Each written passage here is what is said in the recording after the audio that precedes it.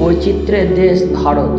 বন্ধুরা, জানেন কি একটা দেশ আছে যেখানে একসাথে তুষারপাত, মরুভূমি আর সমুদ্র দেখা যায়, যেখানে 1000-এরও বেশি ভাষা আর শত শত সংস্কৃতি একসাথে বসবাস করে।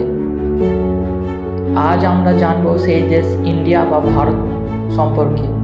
ইন্ডিয়া দক্ষিণ এশিয়ার অবস্থিত, উত্তরে বিশাল হিমালয় পর্বতমালা, দক্ষিণে ভারত মহাসাগর, পশ্চিমে থর মরুভূমি আর মাঝখানে উর্বর সমভূমি।